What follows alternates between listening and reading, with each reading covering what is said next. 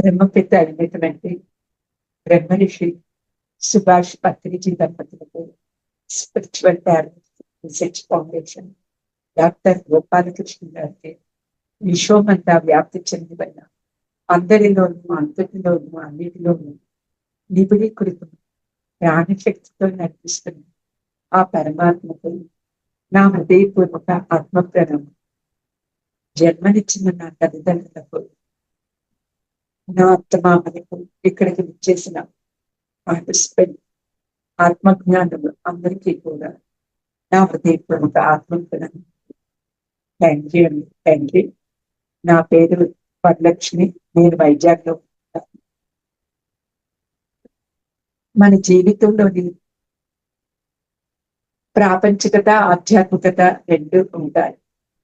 ప్రాపంచికత అంటే ఏంటి? పూర్తిగా మనం ఇందులోనే ఇన్వాల్వ్ అయిపోవాలి. ఆధ్యాత్మికత అంటే ఏంటి? ఇప్పుడు మనకి ఎన్నో మార్గాలు ఉన్నాయి, ఆధ్యాత్మిక మార్గాలు. అందులోని ఏది మనకి నచ్చితే అది మనం ఎంచుకొని ఆ వేలోని వెళుతున్నాం. ఆ వెళుతున్న దారిలోని మనకేమవుతుంది? కొన్ని ప్రాబ్లమ్స్ అనేవి వస్తాయి. ప్రాబ్లమ్స్ అనుకోవచ్చు, కష్టాలు అనుకోవచ్చు, సమస్యలు అనుకోవచ్చు, లేకపోతే ఒక లెసన్ అనుకోవచ్చు. అది మన ఇష్టం. అలాగా వస్తూ ఉంటాయి. వచ్చేటప్పుడు ఏమవుతుంది? ప్రాపంచికంగా ఉన్న వాళ్ళకి వస్తే చాలా సఫరింగ్ అయిపోయి, వర్రీ అయిపోయి, ప్రతి ఒక్కరితోటి వాళ్ళ సమస్యలు చెప్పుకుంటూ ఉంటారు. ఆ చెప్పుకున్నప్పుడు ఏమవుతుంది? అది వీళ్ళతోటి వాళ్ళతోటి అందరితోటి అలా చెప్పుకుంటూనే ఉంటారు. అదేమవుతుంది? ఆ సమస్య తగ్గడం కాకుండా ఇంకా పెద్దది అవుతుంది. పెద్దది ఎందుకు అవుతుంది? తను ఆ చెప్పుకోవడంలోని ఆ వైబ్రేషన్ అలాగా స్ప్రెడ్ అయిపోయి అది పెద్దదైపోతాయి. ఆ పెద్దది అయిపోవడంతో ఆవిడకి మనశ్శాంతి లేకుండా ఇంకా చాలా ఇదిగా తిరుగుతూ ఉంటారు. అదే ఆధ్యాత్మికతలోకి వచ్చిన వాళ్ళు ఏం చేస్తారు? ఓ, ఈ సమస్య వచ్చింది, ఇందులో ఏం నేర్చుకోవాలి, ఏం తెలుసుకోవాలి? ఇది సమస్య కాదు, నాకు ఒక లెసన్, అంటే ఒక పాఠం, ఇది నేను నేర్చుకోవడానికి వచ్చింది అనేసరి ఇక్కడ ఆధ్యాత్మికతలో ఉన్న వాళ్ళు ఆ లెసను. దానికి ఉదాహరణ ఏంటి? ఒక రమణ మహర్షి. రమణ మహర్షి కాలు మీద ఒక పుండు కొడితే ఏం చేశారు? అతను అలాగా ఆ పుండును చూస్తూ రోజు కూడా ఇబ్బంది పడితే, ఒకరోజు రాత్రి చాలా ఇబ్బంది పెట్టింది. ఏం పెట్టింది? ఆ పుండు ఏమొచ్చి అతన్ని ఇబ్బంది పెట్టింది. శిష్యులు అన్నారు, గురువు గారు రాత్రి అంతా మీరు పడుకోలేదు, మీకు ఇబ్బంది పెట్టింది కదా అంటే, అవునరా, నా శరీరం చాలా ఇబ్బంది పడ్డది అనేసి అంటారు. నా శరీరం అంటారు. అతను ఏ స్థితిలో ఉన్నారు? ఆత్మస్థితిలో ఉన్నారు. ఆ ఆత్మస్థితిలో ఉండడం వల్ల అతను ఏమైంది? నా శరీరం అన్నారు. మనమేమంటాము? నా శరీరం అని అంటాం, నా కుటుంబం అంటాం, నా ఇల్లు అంటాం, ఇలాగ అంటాం.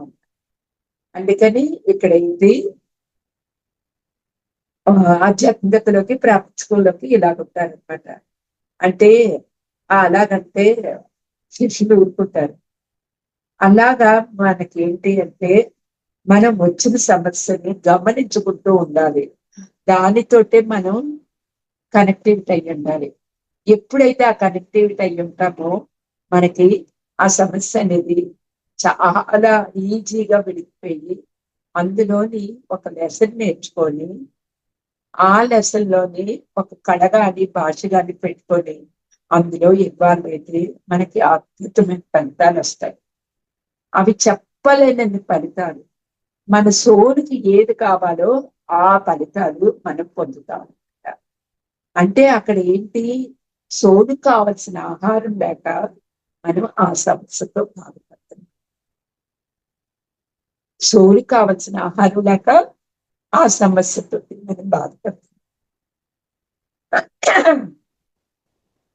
దీనినే మంచి నేటి సభ్య సమాజంలోని జీవితం లేచింది మొదలు పడుకునే వరకు తనపై పడ్డ కష్టాలన్నీ కూడా వాళ్ళు ఏం చేస్తున్నారు? ఆ కష్టాల వెంబడి పరిగెత్తుతున్నారు. ఎవరు? ఒక సగటు మానవుడు. జీవితం మొత్తం అయితే ఏమంటున్నారంటే, ఇది కష్టం, అది కష్టం, అది కష్టం, ఇది కష్టం అంటున్నారు. అంటే ఏంటి? ఒక జీతం చాలకపోతే నాకు కష్టంగా ఉందంటారు. ఒక పిల్లలు కరెక్ట్‌గా తిరగకపోతే నాకు కష్టం అని అంటున్నారు. వాళ్ళకి ఏదైనా ఒక వస్తువు కావాలి అంటే అది దొరకలేదు, అది వాళ్ళకి అమర్చుకోలేదు అంటే, ఇన్నాళ్ళు బట్టి ప్రయత్నం చేస్తున్నాము. ఏట్రా బాబు ఈ కష్టం అని అడుగుతారు. ఓ బ్యాంక్‌కెళ్ళి పని అవ్వకపోతే, ఆ పని ఇలాగ ఇన్ని సార్లు తిరుగుతున్నాను ఏటి బాబు కష్టం అని అంటారు. కష్టం, కష్టం, కష్టం అని 1కి 10 సార్లు కష్టం అనే వాక్యాన్ని వాడుతున్నారు తప్ప, అక్కడ వాళ్ళు ఆ సొల్యూషన్ అనేది ఆలోచించటం లేదు. ఎందుకు జరగట్లేదు? దేనికి జరగట్లేదు? అనేసని ఆళ్ళు ఆలోచించటం లేదనమాట. అలాగే జీవ మెడిటేషన్‌లో ఉన్నా కూడా కొంతమంది అదే ఫాలో అప్ అవుతున్నారు. ఎందుకు? ఒక అవగాహన, ఒక అవేర్‌నెస్ ఏది లేకపోవడం వల్ల వాళ్ళు అలాగా ఇదవుతున్నారు. మానవుడి జీవితంలో లేచింది మొదలు పడుకునే వరకు సమయమంతా తనపై పడిన కష్టాల వెంబడి పరిగెత్తడంతోటే సరిపోతుంది. అసలు ఈ కష్టాలంటే ఏంటి? ఎందుకొస్తున్నాయి? అసలు ఇవి ఖచ్చితంగా కష్టాలేనా? ఒకవేళ ఉండాల్సి వస్తే అవి ఎలా ఉంటాయి? వాటిలో ప్రధానమైన రకాలు ఏంటి? అని అడుగుతున్నాడు. అసలు కష్టాలంటే ఏంటి? ఇవి కష్టమేనా? కష్టం ఎందుకొస్తుంది? అసలు కష్టం అంటే ఇలా ఉంటుందా? అనేసని అడుగుతున్నాడు.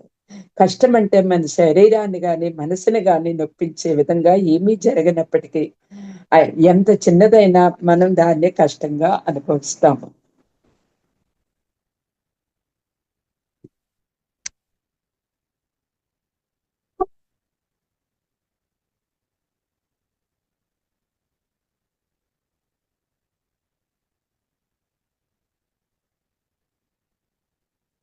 మనం కష్టంగా అనుభవిస్తాం. కష్టం అంటే ఏంటి?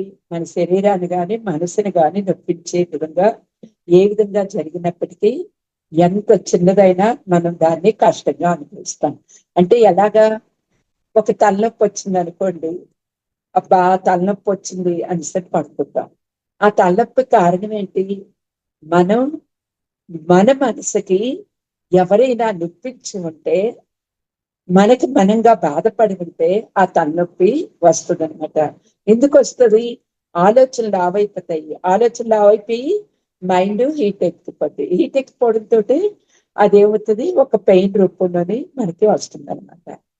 అక్కడ తలనొప్పి వస్తుందని పడుకున్నా సొల్యూషన్ లేదు. అది ఒక రకంగా రిలాక్సేషన్ పడుకుంటే.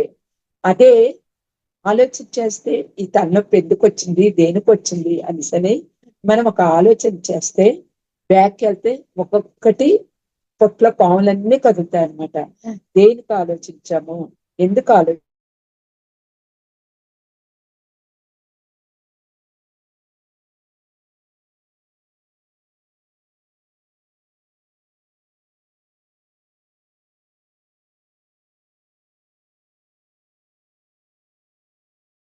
దేనికి? ఈ ఆలోచనలే.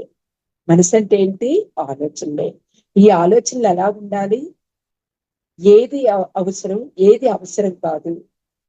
ఏది చెయ్యాలి? ఏది చేయకూడదు? అని మనం అర్థం చేసుకోవాలన్నమాట.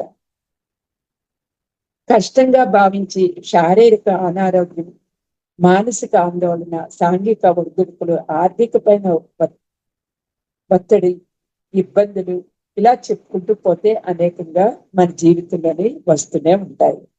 అంటే ఇక్కడ ఏంటి? 4 రకాలు. శారీరకంగా, మానసికంగా, బుద్ధిపరమైన, సమాజపరమైన, ఆత్మపరమైన.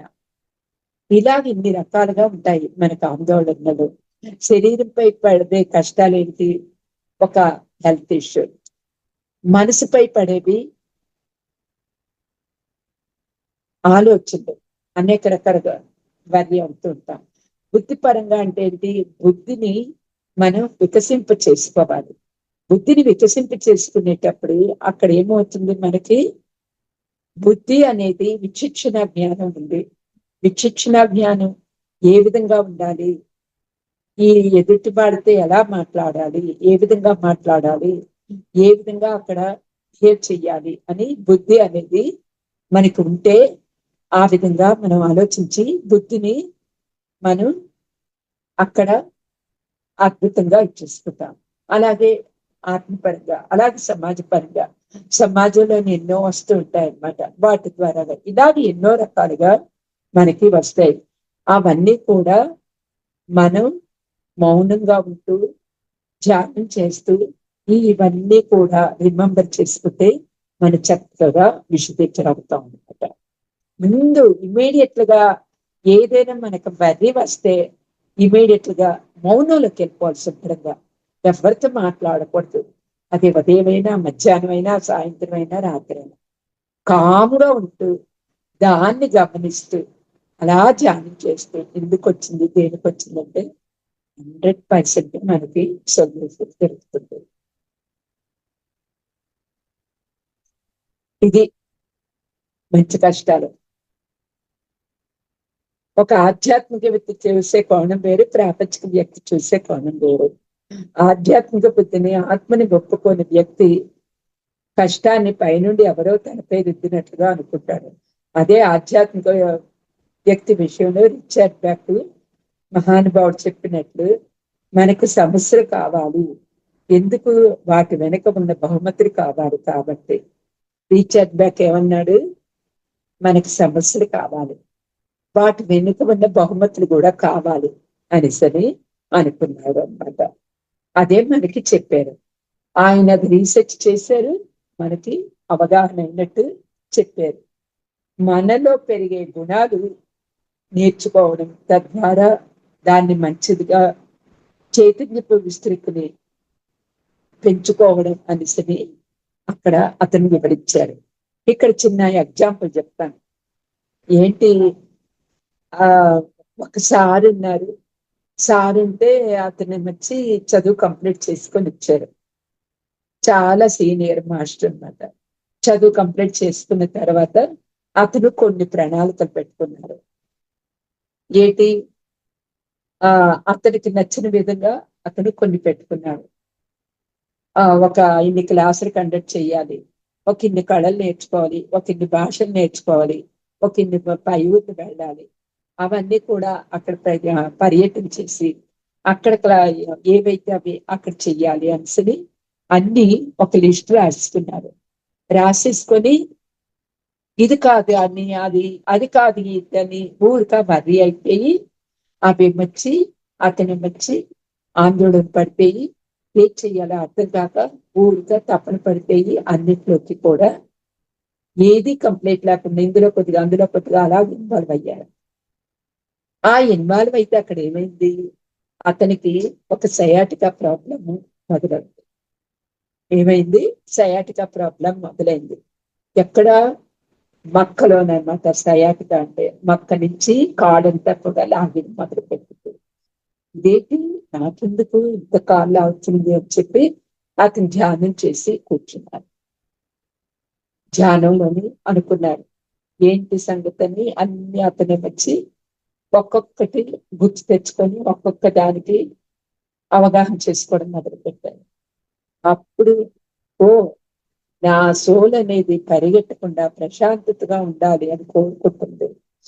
అందుకని ఇక్కడ ఏంటి, ఈ ఎన్ని ప్రణాళికలు ఉన్నా ఏది అవసరమో, ఎప్పుడు అవసరమో, ఎలా అవసరమో ఆ టైంలో నేను చెయ్యాలి అని ఆయన నిర్ణయం తీసుకున్నారు. నిర్ణయం తీసుకొని సెకండ్ కూడా అవ్వలేదు. అతను పెయిన్ తగ్గింది. ఒక్క నిమిషం కూడా అవ్వలేదు. ఒక టాబ్లెట్ వేసుకున్నట్టుగా ఆయనకి ఆ పెయిన్ తగ్గింది. అంటే మనం ఎక్కడున్నామో సహస్రార స్థితిలో ఉన్నాము. మన ఆలోచన ఎక్కడుంది, మూలాధార చక్ర స్థితిలో ఉంది. ఆ మూలాధార చక్రం స్థితిలో ఉండేటప్పుడు ఏమైంది, పూర్తిగా దిగజారిపోయినట్టు అయిపోయింది ఎనర్జీ అంతా కూడా. అందుకని ఇక్కడ ఏం చెయ్యాలి, మనం వరి అవ్వకుండా, బాధపడకుండా, కష్టపడకుండా ఎప్పుడు కూడా ఆనందంతో ఉండాలి. ఎప్పుడు కూడా ఆనందంతో ఉండాలి. ఎప్పుడైతే అలాగా ఆనందంగా ఉంటామో మనకి చక్కగా ప్రతి ఒక్కటి అవగాహన ఉంటాయి అన్నమాట.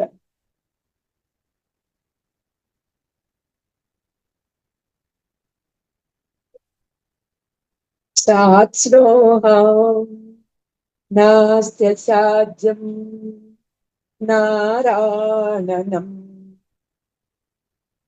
ఉత్సాహం కలిగిన మనుషులకు సాధ్యము కానిది ఏదీ లేదు అని చెప్పారు సంస్కృతంలోని. ఉత్సాహం కలిగిన వ్యక్తులకి సాధ్యం కానిది ఏదీ లేదు అని చెప్పారు. అంటే ఇక్కడ ఏంటి, ఉత్సాహం అనేది మనకి ఒక ఔషధం. ఏ ఔషధం? శక్తినిచ్చే ఔషధం అనమాట. అలాగా అతను అర్థం చేసుకొని అందులో ఉత్సాహాన్ని పొంది మార్చుకున్నాడు. మార్చుకోగానే ఉత్సాహం వచ్చింది. ఊరకనే మార్చుకోలేదు, అన్ని అర్థం చేసుకొని టైం పెట్టి ఒక పెయిన్ బరాయించి అందులోని అతని తెలుసుకొని అప్పుడు ఉత్సాహం తెచ్చుకున్నాను. ఉత్సాహం అనేది మనకి ఇంత అద్భుతంగా ఉంటుంది అన్నమాట. వాస్తవానికి భూమి అనే పాఠశాలలో ఒక స్థాయి ఆత్మ అవగాహన వరకు కష్టం అనేది లేకుండా చెయ్యలేము. పరిణితి చెందని ఆత్మ దశలో కేవలం స్థూల ప్రకృతి అవగాహనలో ఉన్న వారికి ఈ కష్టాలను అమర్చే విధానం తమకు తామే కోరి కష్టాలు, ఆధ్యాత్మిక కష్టాలు తెచ్చుకోవడం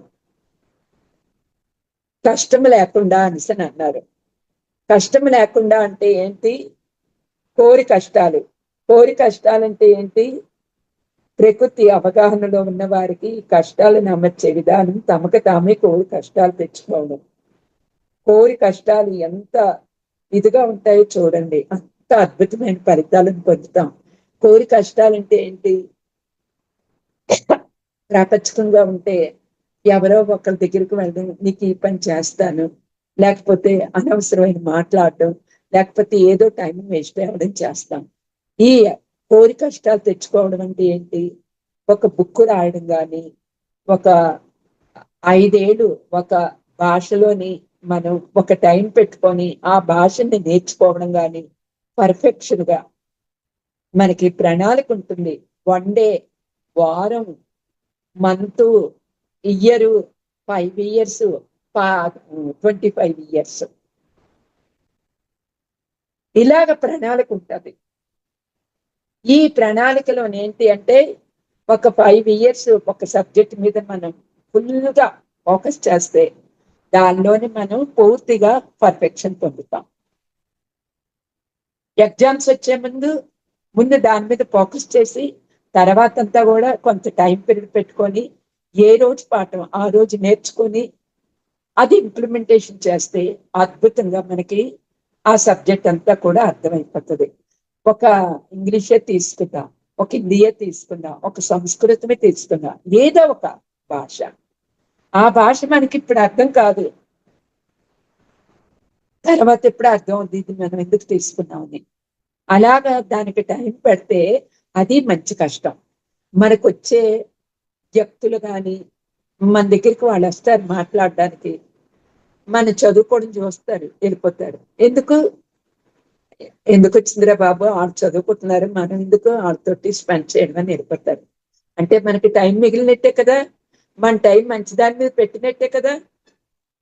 అలాగనమాట ప్రతి ఒక్కటి కూడాను మనం టైం చూసుకోవాలి. ఒక్క క్షణాన్ని కూడా వదలకూడదు. ఒక్క క్షణాన్ని వదలకూడదు. ఏ విధంగా? క్షణస్య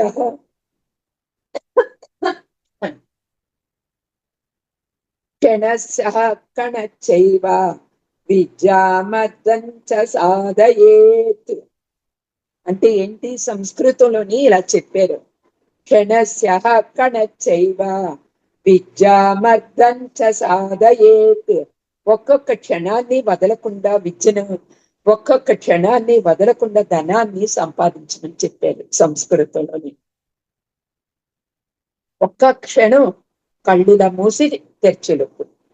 ఒక కణం మన శరీరంలో ఎన్ని కణాలు ఉన్నాయో తెలీదు, కోటాను కోట్ల కణాలు ఉన్నాయి. అలాగా ఏ టైము కూడా మనం వినియోగించుకోవడంలోనే ఉందన్నమాట. టైం లేదు అని అంటాం. టైం లేదు అని అంటాం కాదు, అక్కడ నెగటివ్ వాడుతున్నాం. లేదు అనిసరి మనకు మనమే చెప్పుకుంటున్నాం, మనకు మనమే చెప్పుకుంటున్నాం.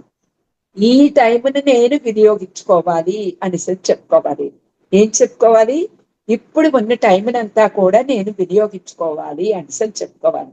అలాగే ఎప్పుడైతే మనం చెప్పుకున్నామో మనకి అద్భుతంగా అక్కడ అవగాహన పొంది ఆ టైము మనకి ఇంకా సపోర్ట్ చేస్తుంది అనమాట.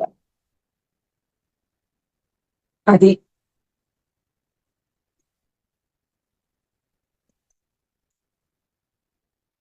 పెంచు కష్టాలు, కష్టం లేకుండా వాస్తవానికి ఈ భూమి అనే పాఠశాలలోని నేర్చుకోవడానికి తెలుసుకోవడానికే మనం వచ్చాం. ఏంటి? నేర్చుకోవడానికి తెలుసుకోవడానికే వచ్చాం ఈ భూమి మీదకి. ఆత్మ అవగాహన వరకు కష్టం అనేది లేకుండా చేయలేము.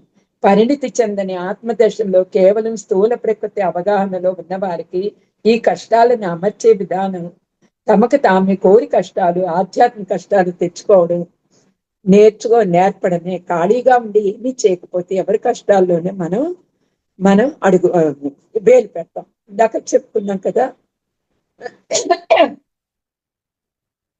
వీళ్ళింటికి వెళ్ళడం, అనవసరమైన మాట్లాడడం, వీళ్ళింటికి రావడం, నీకు ఈ పని చేస్తాను, నాకు వాళ్ళు తెలిసిన వాళ్ళు ఉన్నారు, వీళ్ళు తెలిసిన వాళ్ళు ఉన్నారు అనేసని మనం వాళ్ళకి చెప్పడం అది చేస్తాం అన్నమాట. అంటే అక్కడ ఏమైంది? వాళ్ళు కష్టపడకుండా, వాళ్ళ నాలెడ్జ్ తెలుసుకోకుండా మనం అడ్డుపడుతున్నాం. ఒక పాయింట్. సెకండ్ పాయింట్ ఏంటి? మన టైంని మనం వేస్ట్ చేసుకుంటున్నాం. మనం తెలుసుకోవాల్సిన జ్ఞానాన్ని మనం తెలుసుకోవట్లేదు. అంటే అక్కడ సోలు ఊరుకుంటుందా? యూనివర్స్ ఊరుకుంటుందా? మనకి ఒక మొట్టికాయ ఆడుతుంది అనమాట. అప్పుడు మనకి ఏదో ఒకటి సమస్య క్రియేటివిటీ అవుతుంది. అది కూడా మనం అర్థం చేసుకోవాలి. అంటే కష్టం లేకుండా అంటే ఏంటి? ఇలాగ చేయకుండా మనం ఏం చెయ్యాలి? మనం ఉన్న టైంని మనం వినియోగించుకోవాలి. ఎంత మనకి 24 hours, ఈ 24 hours లోని ఎన్నో నేర్చుకోవచ్చు, ఎంతో నేర్చుకోవచ్చు, ఎంతో టైంని వినియోగించుకోవచ్చు. మన ఆత్మ ప్రగతికి, సమాజ ఆత్మ ప్రగతికి ప్రతి ఒక్కటి నేర్చుకోవాలన్నమాట. ఈ ప్రణాళిక ద్వారాగా కష్టాలే లేవు అనే కాన్సెప్ట్. కష్టాలే లేవు అని అంటే ఏంటి? ఆత్మవిజ్ఞానం కలిగిన తరువాత ఇక ఈ భూమిపై కష్టం అనేదే లేదు. కేవలం నేర్చుకోవడం, తెలుసుకోవడం, అనుభవాలు పొందడం అనేదే ఉంది. కేవలం ఒక పోలిక వల్లనే మనం కష్టాలు పొందుతున్నాము అని చెప్తున్నాం. ఏంటి? మనకి అసలు కష్టాలే లేవు, ఈ భూమి మీద కష్టం అనేదే లేదు, ఇదంతా కూడా ఒక లెసనే అనేసి పరపక్షనైన వాడు ఇలాగ అనుకుంటాడు. ఎవరు? థర్డ్ ఐ ఓపెన్ అయిన వ్యక్తి ఈ విధంగానే అడుగుతాడు. మన కష్టాలే లేవు. నిజమే కదా? ఇందులో ఉండబట్టి ఈ కళ భాష అనేది ప్రణాళిక పెట్టుకోబట్టి మన కష్టం తెలియలేదు. మనకి ఏదో ప్రాబ్లమ్స్ రావాల్సింది ఆగిపోయింది. ఏదో హెల్త్ ఇష్యూ రావాల్సింది ఆగిపోయింది. వచ్చినా అది కొద్ది కాలంలోనే. అది కూడా మనకి మధ్య మధ్యలో ఎందుకు వస్తాయి? ఆ ప్రణాళికలోని మన గుణగణాలని బట్టి వస్తాయి, మన ఆలోచన విధానం బట్టి వస్తాయి. గుణగణాలంటే ఏంటి? సపోజ్ ఇప్పుడు మనం ఉండేటప్పుడు ఇంట్లో ఏదైనా వచ్చేటప్పుడు ఒకళ్ళ మాట ఒకళ్ళకి నొప్పి కలగడం కానీ, నచ్చకపోవడం కానీ, ఇబ్బంది పడడం కానీ జరిగితే ఇక్కడ ఏమవుతుంది? అది ఇమీడియట్ గా మనకి ఒక పెయిన్ కింద వచ్చేస్తుంది. కారణం ఎవరు? అవతల వ్యక్తి నా పక్కన అలా పెడదాం. కారణం ఎవరు? ఆలోచన ఎవరికి వచ్చింది? అవతల వాళ్ళు ఎన్ని చేసినా, వాళ్ళ వల్ల ఎన్ని పెయిన్స్ మనం ఎదుర్కొన్నా, ఎన్ని పెయిన్స్ పడినా అవన్నీ అలాగ పక్కన పెట్టేయాలి. చిన్న ఉదాహరణ ఏంటి? మనం పనులు చేసుకుంటాం ఇంట్లోని ఆడవాళ్ళం కాబట్టి, ఉదయాన్నే ప్రతి ఒక్కరికి 10 వరకు అందరికి పనులు ఉంటాయి. ఆ పని చేసేటప్పుడు ఇది భర్తకు కానీ పిల్లలకు కానీ క్యారేజ్ కట్టవలసి వస్తుంది. ఆ పనిలోని నిమగ్నమై ఉంటాం. ఉండేటప్పుడు ఇంకా అర్జెంట్ అయిన పని అక్కడ మనకు వస్తుంది. అంటే ఆ వచ్చేటప్పుడు ఆ చేతిలో పని అక్కడ పెట్టేసి ఆ అర్జెంట్ అయిన పని చేస్తాం కదా. అలాగే మనం ఎవరి వల్ల బాధపడ్డాము, ఏ విధంగా బాధపడ్డాము, ఎందుకు సఫర్ అయ్యాము, ఎందుకు ఫీల్ అయ్యాము, అవన్నీ అలాగ పక్కన పెట్టేసి మనం చక్కగా మౌనంలోకి వెళ్ళిపోయి దాన్ని ఆలోచించాలి. ఇది రియల్ ఎక్స్పీరియన్స్. నేను అదే చేస్తున్నాను. అందుకే మీకు అంత కనుక మీ దెబ్బేసి చెప్తున్నాను అనమాట. అది నాకు రియల్ ఎక్స్పీరియన్స్. నేను అదే చేస్తున్నాను.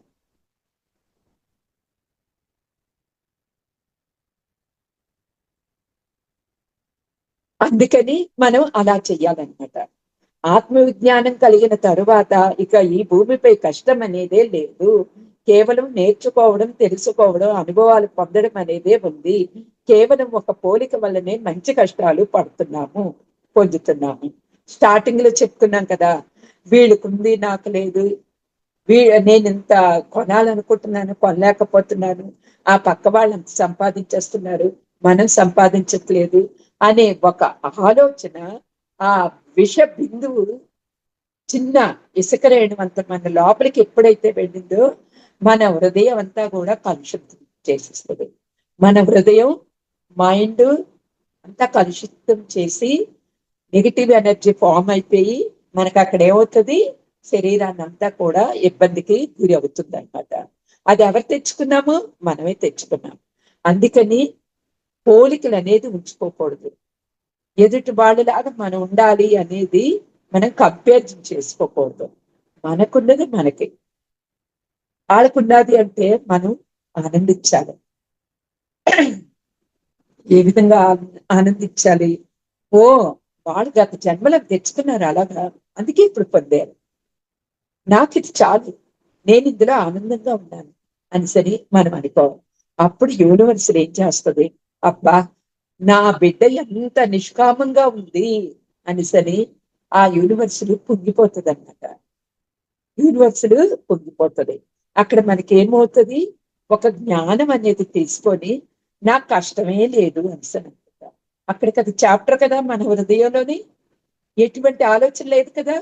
మన హృదయం ప్యూరిటీగా ఉంది, మైండ్ ప్యూరిటీగా ఉంది, మనమంతా కూడా హ్యాపీగా ఉన్నాం, కష్టాల లేదు.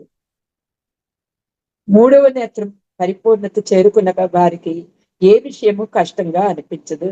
అంతా ఒక లీల మాదిరిగా దానికదే ఒక దాని వెంబడి కార్యకారణ సంబంధాలు ముడిపడి జరుగుతూ వెళుతూనే ఉంటుంది.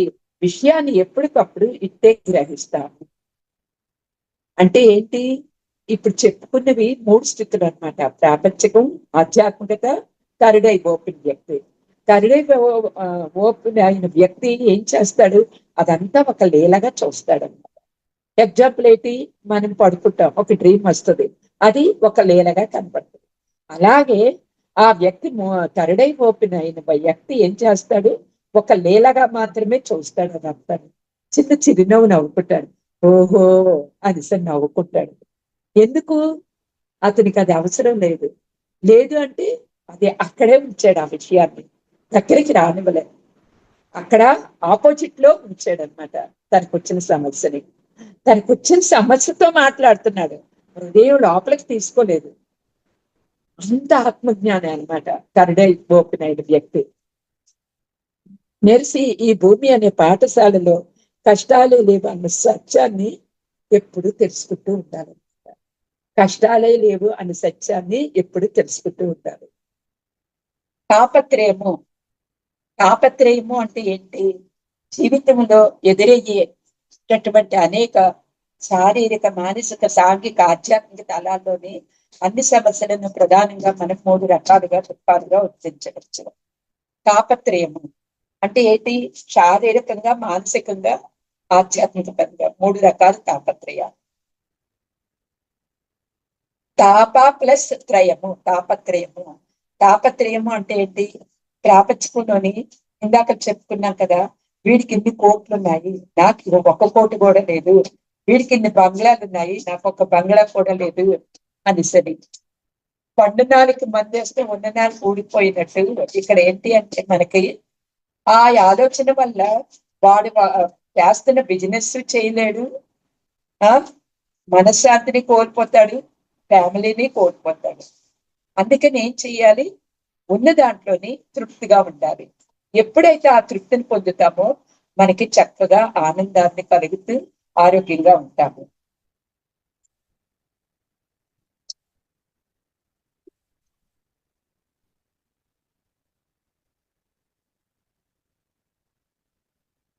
ఆధ్యాత్మిక తాపము, ఆది భౌతిక తాపం, ఆది దైవిక తాపం. తాప ప్లస్ త్రయము, తాపత్రయము. ఇందులోని 3 రకాల తాపత్రయాలు ఉంటాయి. ఆధ్యాత్మిక తాపం. ఆధ్యాత్మిక తాపం అంటే ఏంటి? ప్రతి ఒక్కటి కూడాను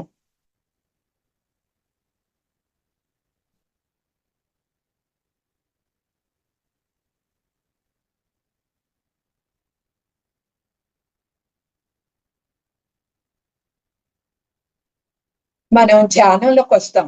ధ్యానంలోకి వచ్చేటప్పుడు ఇక్కడ ఏమవుతుంది? ధ్యానంలోకి రాకమునుపు మన స్థితి ఒకలా ఉంటది. ధ్యానంలోకి వచ్చాక అది ఓన్లీ ఒక్క ధ్యానమే చేస్తాం. ఒక్క ధ్యానం చేసేటప్పుడు అక్కడ మనకి టైము చాలా ఎక్కువగా ఉంటది. ఆ ధ్యానంలోని మన పర్ఫెక్షన్ పొందిన తర్వాత ఎనర్జీ ఎక్కువ తీసుకోవడం, ఆనందాన్ని పొందడం, అవన్నీ జరిగిన తర్వాత మనకి ఏమవుతుంది? ఇంకా ఇంకా ఇంకా ఇంకా ధ్యానం ఎక్కువగా చెయ్యాలి అనిపిస్తుంది.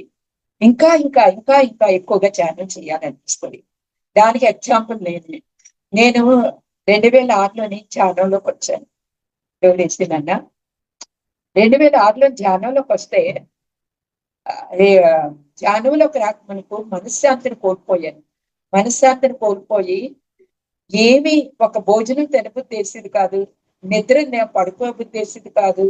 ఏం చెయ్యాలన్నా ఏది బద్ధకంగా, చాలా డిస్టర్బెన్స్ గా ఉండేది. ఇదేంట్రా భగవంతుడా, ఎప్పుడు నేను ఎంతో యాక్టివ్ గా ఉండేదాన్ని.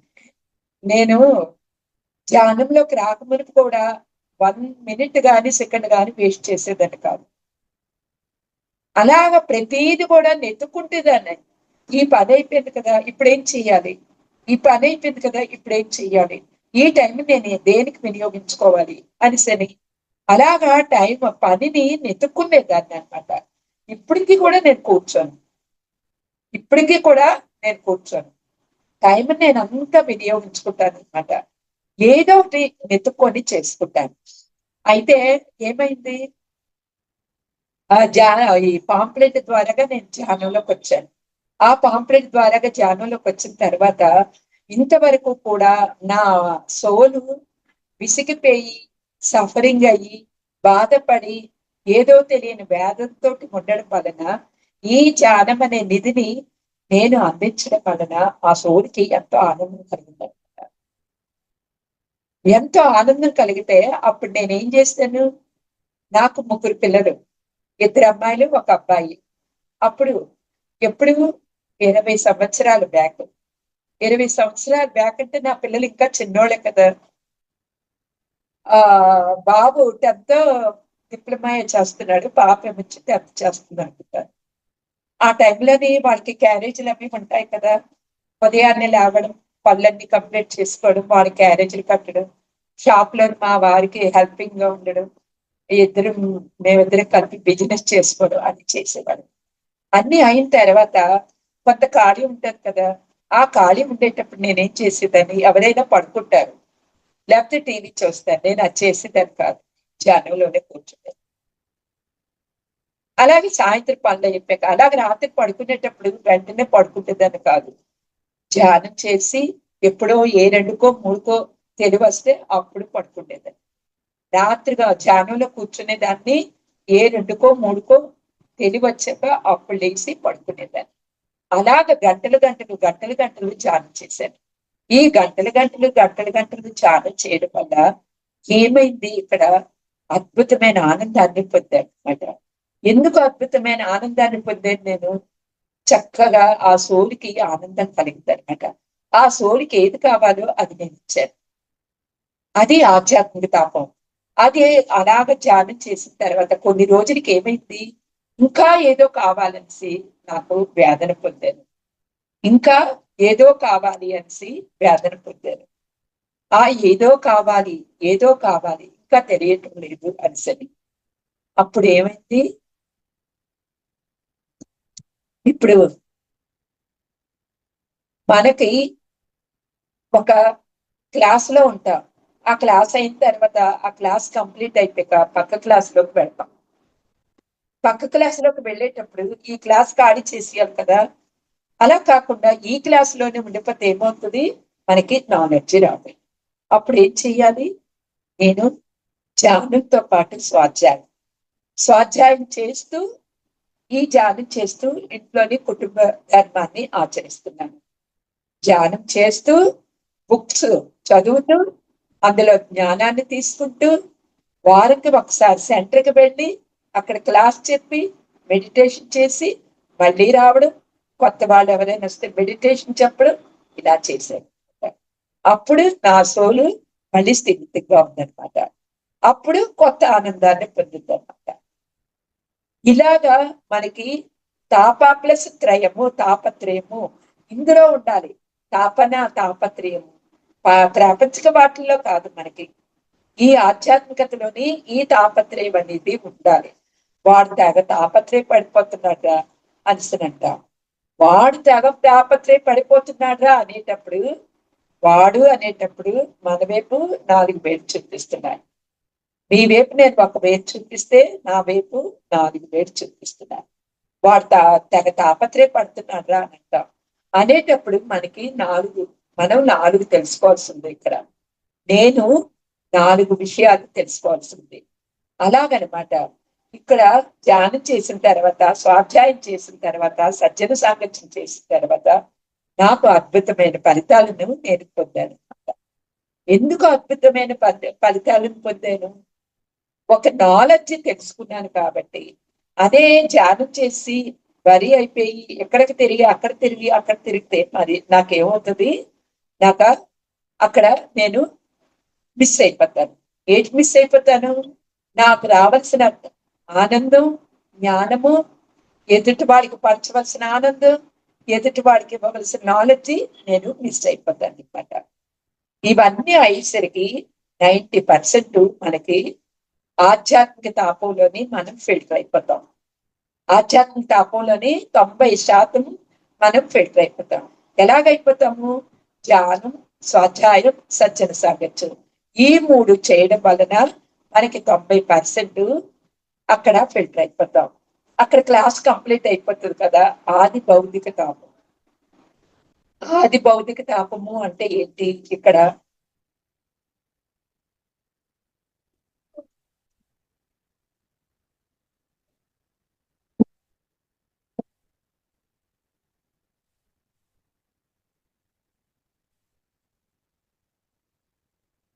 ఆది భౌతిక తాపం.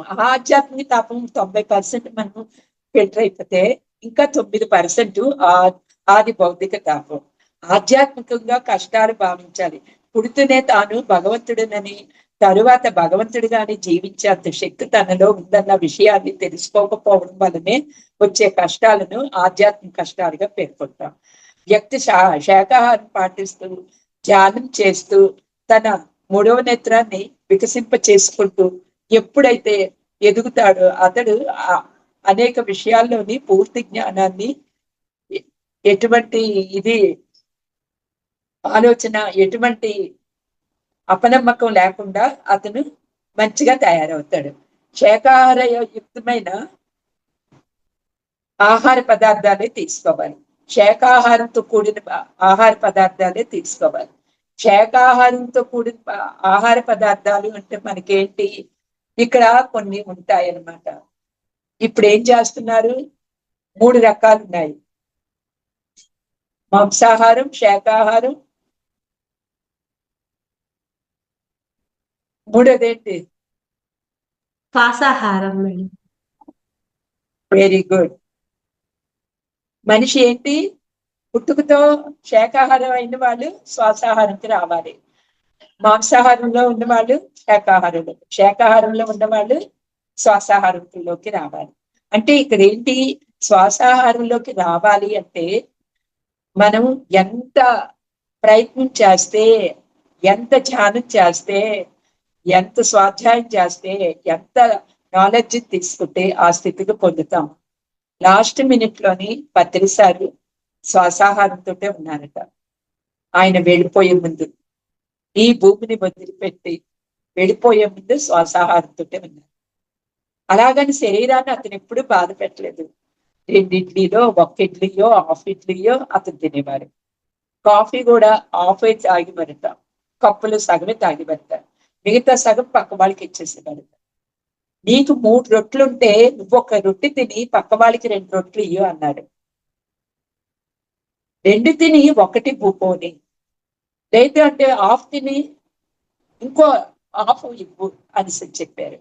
అంత ఉదారమైన స్వభావం ఆయనది. అలాగే మనకి చెప్పారు. అందుకని ఇక్కడ ఏం చెయ్యాలి, మనం ఈ మూడిట్లోని రావాలన్నమాట. ఈ మూడిట్లోకి రావాలి అంటే దీనికి ఎంతో సాధన చెయ్యాలి, ఎంతో తపన ఉండాలి, ఎంతో తెలుసుకోవాలి. ఇలాగ మనం ఇవన్నీ చేయడం వలన మనకేమవుతుంది, ఆది భౌతిక తాపంలోనే మనం పర్ఫెక్షన్ పొందుతాం.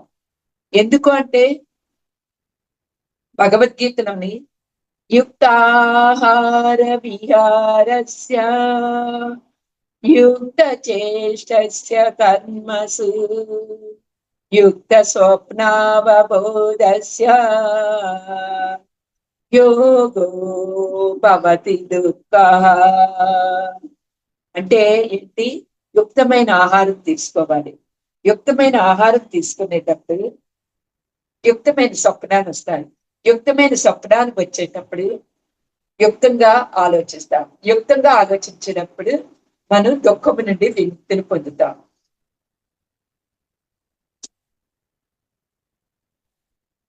శాకాహారం పాటిస్తూ మనం నిత్య జీవితంలోని ధ్యానం, స్వాధ్యాయం, సజ్జన సాంగత్యం చేస్తూ ఉంటే ఇక్కడ మనకి ఏమవుతుంది, అద్భుతంగా మనం నాలెడ్జ్ తీసుకుంటాం. ఆ నాలెడ్జ్ తీసుకునే విధానం ఏంటి అంటే మనకి ఏది అవసరమో అది పొందుతాం. మనకి ఏది అవసరమో అది పొందుతాం అన్నమాట. ఆ నాలెడ్జ్ అనేది మనం పొందుతాం. ఇక్కడ మనకి నచ్చింది రాదు, మనకి ఏది అవసరమో, మన సోలికి ఏది అవసరమో ఆ నాలెడ్జిని పొందుతాం. ఎందుకు అంటే అక్కడ మనకు అవసరం కాబట్టి అదే పొందాం. నేను ఆత్మ పదార్థాన్ని అన్న స్థాయి అవగాహన మరి తనలో నిబిడీకృతమైనటువంటి అపరిమితమైనటువంటి భగవత్ చైతన్యాన్ని పూర్తిగా తెలుసుకోకపోవడం వలన తనకున్నటువంటి సంకల్ప శక్తి, వాక్ శక్తి తెలుసుకోలేక నిరుపయోగంగా వదిలివేసినప్పుడు ఆధ్యాత్మిక తాపానికి గురి అవుతాం. ఆత్మజ్ఞానాన్ని సంపాదించడమే ఈ ఆధ్యాత్మిక తాపం. ఆధ్యాత్మిక తాపం నుండి బయటపడడానికి సరి అయిన విధానం ఆత్మజ్ఞానం. ధ్యానం ద్వారానే సిద్ధిస్తుంది. ధ్యానం ద్వారా జ్ఞానం, జ్ఞానం వల్లనే ముక్తి అన్నటువంటి ఒక అద్భుతమైన సత్యాన్ని మనం ఆధ్యాత్మిక తాపానికి సరైన సమాధానంగా తెలుసుకోవచ్చు. అంటే ఏంటి, నేను శరీరము కాదు ఆత్మని అనే స్థితిలో ఎప్పుడు ఉండాలి. సంకల్ప శక్తి, వాక్కు శక్తి. సంకల్ప శక్తి, వాక్కు శక్తి అంటే ఏంటి అంటే 5 ఉంటాయి. సంకల్ప శక్తి, వాక్కు శక్తి, టైము, స్థాన బలం, పని. సంకల్ప శక్తి, వాక్కు శక్తి, టైము, స్థాన బలం, పని. ఈ 5 కూడా చాలా ఇంపార్టెంట్ జీవితంలోని. సంకల్ప శక్తి అంటే దేనికి సంకల్పం పెట్టుకుంటాము, క్లాస్ ఆర్గనైజేషన్ చెయ్యాలి, ఈ మహావతార్ బాబాజీ ట్రస్ట్ అద్భుతంగా డెవలప్మెంట్ అవ్వాలి, రోజు రోజుకి ప్రతి ఒక్క వ్యక్తి ఇక్కడికి వచ్చి ధ్యానం చేసుకొని నాలెడ్జ్ తీసుకోవాలి, ఒక్కరోజు 10 మంది, 20 మంది, 100 మంది, 1000 మంది, 10,000 మంది ఇక్కడికి వచ్చి చెయ్యాలి, ఇదంతా నిండిపోవాలి అని ఒక సంకల్పం పెట్టుకోవడం అది కరెక్ట్. ఇది మన జీవితయానికి, సమాజానికి ఈ సంకల్పం కరెక్ట్. ఇక్కడ ఇది ఇలా పెట్టి పక్కన పెట్టి నాకు బిల్డింగ్ ఉంది, ఇంకో బిల్డింగ్ రావాలి, నా జీతం ఇంకా హై పెరగాలి, ఇప్పుడు 1,00,000 రూపాయలు 2 లక్షలు రావాలి, నా కూతురికి పెళ్లి అయిపోవాలి, నా కొడుకు ఉద్యోగం రావాలి అనే థాట్ ఇది కరెక్ట్ కాదు. ఈ సంకల్పం దేనికి వాడుతున్నాము, మన జీవితయానికి, ఆత్మోన్నతికి, ఈ రెండింటికి వాడుతున్నాం. ఈ రెండింటికి వాడింది అది మనం ఫలితాన్ని పొందుతాం.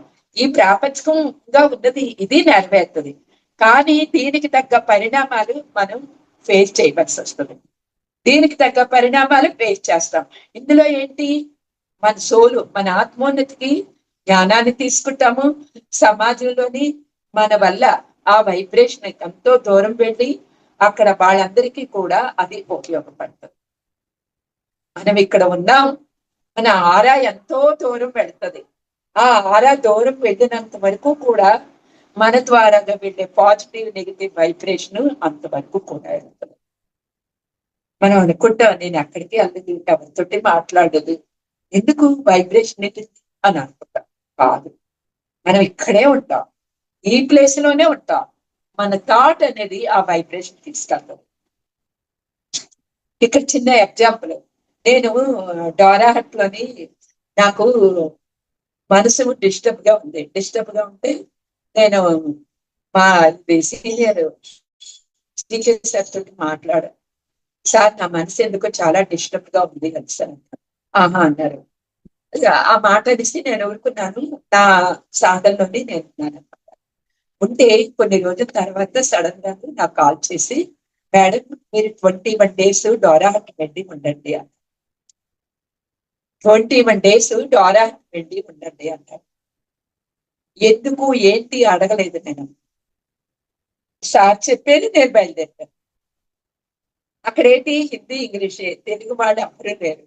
నాకు హిందీ ఇంగ్లీషు నో, తెలుగు వచ్చు. అంతంత మాత్రమే హిందీ, ఏదో చిన్న చిన్న వాక్యాలు అర్థం చేసుకోవడం. ఫ్లూయెంట్ గా హిందీ రావాలి. నేనేం చేశాను, అక్కడికి వెళ్ళాను. నాతో వచ్చిన వ్యక్తి నేను, ఇద్దరు.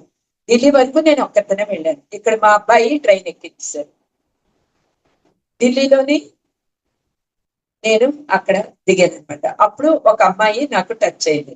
అక్కడ మళ్ళీ ఇంకో ట్రైన్ ఎక్కామన్నమాట, ఇద్దరం కలిసి. తనకు వచ్చింది, నాకు రాదింది.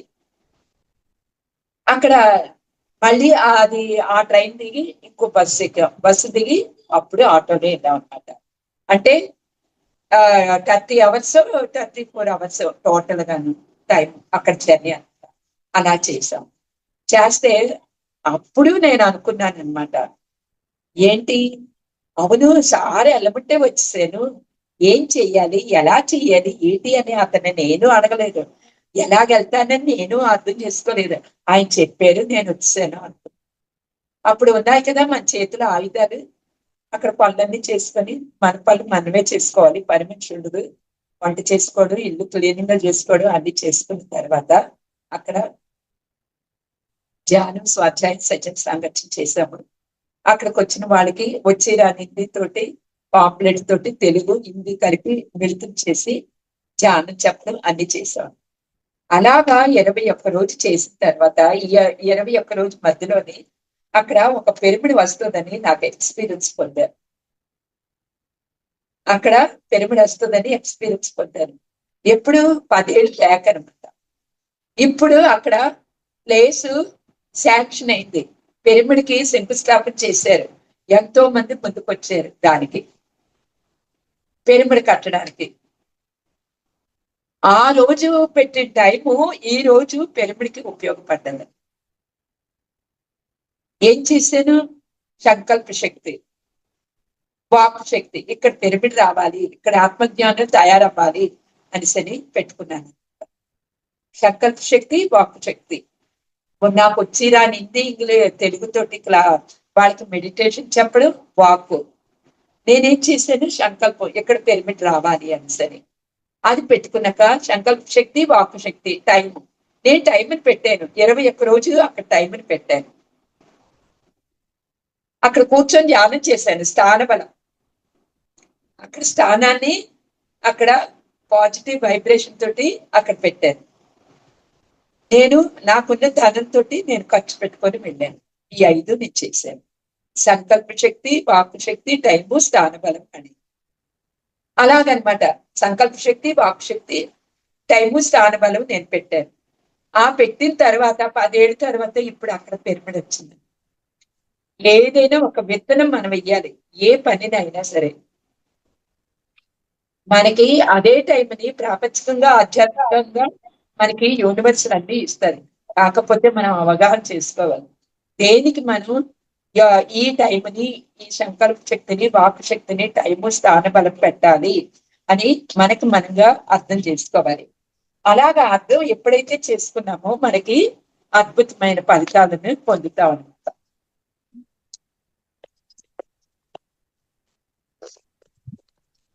అక్కడ 90% మనకి ఇదైపోద్ది. ఆధ్యాత్మిక తాపంలోని 90%, ఆది భౌతిక తాపంలోని 99%, అంటే 100% లోని 99% క్లోజ్ అయిపోతుంది అనమాట. ఇంకా 1% ఉంది. ఆ 1% ఏంటి అంటే ఆధ్యాత్మిక తాపం, ఆది భౌతిక తాపం, ఆది దైవిక తాపం. ఆది దైవిక తాపం అంటే ఏంటి? మనకి ఇక్కడే నివసిస్తూ ఉంటాం, ఇక్కడే జీవిస్తూ ఉంటాం. ఆ ఒక్కొక్క టైంలోని యూనివర్స్ మనకి మెసేజ్ ఇస్తుంది, ఇక్కడ ఈ సముద్రం పొంగిపోద్ది, ఇక్కడ ఇళ్ళన్నీ ఖాళీ చేసేయాలి అనేసని మనకి మెసేజ్ ఇస్తుంది. అదే విషయాన్ని మనం బయట వాడికి చెప్తాం. వాళ్ళు ఏం చేస్తారు, ఎంత చక్కగా ఉంది, ఇక్కడ పొంగిపోవడం ఏంటి అనేసని ఎవరైతే చెప్తారో వాళ్ళని పిచ్చోళ్ళు చూసినట్టుగా చూస్తారు వాళ్ళు. ఈ నాలెడ్జ్ అనేది ఈ ఆది దైవిక తాపం ఉన్న వాళ్ళకి తెలుస్తుంది, వాళ్ళు ప్రపంచంలో ఉన్నట్టుగా వాళ్ళకి తెలియదు. అలా చూస్తే ఆ వ్యక్తి ఏం చేస్తాడు, నువ్వు వచ్చినా రాపోయినా నేను వెళ్ళిపోతానని మనకు మనంగా మనకి ఏదైనా మెసేజ్ వస్తే ఆ మెసేజ్ పట్టుకొని అది పాటించాలి. అలాగ అక్కడ వదిలేసి వెళ్ళిపోవాలన్నమాట. అలా వదిలేకుండా వెళ్ళిపోతే, ఆ ఇల్లు ఖాళీ చేయకుండా వెళ్ళిపోతే ఆ నదిలోని కొట్టుకుపోతారన్నమాట. అలాగే ప్రాపంచికంలో మనం ఉండి ఈ ప్రాపంచికంలోనే కొట్టుకుపోతాం అన్నమాట. ఈ ప్రాపంచికంలోనే మన జీవితం జీవిస్తాం. మన జీవితం అంతం అయిపోతే అక్కడ ఏది మనం తెలుసుకోలేం. చిత్రగుప్తుడికి ఏం చూపిస్తాం మనం? ఇన్ని సంపాదించాను, ఇంత నాలెడ్జ్ సంపాదించాను, ఇన్ని పిరమిడ్లు కట్టించాను, ఇన్ని క్లాసులు కండక్ట్ చేశాను, ఇంత నేను ధ్యానం చేశాను, ఇన్ని పుస్తకాలు చదివాను, ఇంతమందికి నేను సజ్జన సాంగత్యం పనిచాను అని చెప్పుకోవడానికి మన చేతిలోని ఒక ఎవిడెన్స్ ఉండాలి. అందుకని మన జీవితేయాన్ని అద్భుతంగా పరిపక్వంగా జీవితేయాన్ని మనం తయారు చేసుకోవాలి. ఇది ఆధ్యాత్మిక తాపం, ఆది భౌతిక తాపం, ఆది దైవిక తాపం. ఈ ఆధ్యాత్మిక తాపం, ఆది భౌతిక తాపం, ఆది దైవిక తాపం జీవించేందుకు ముడిపడి ఉంటుంది అనమాట.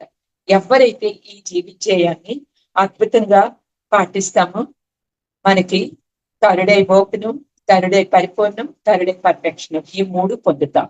ఈ 3 పొందిన తర్వాత కూడా మనం ఏం చెయ్యాలి, అక్కడ ఆత్మకి, మన ఆత్మోన్నతికి, మనం సమాజ ఆత్మోన్నతికి మనం పంచాలి. ఇది జీవించేయం. థ్యాంక్ యూ అండి.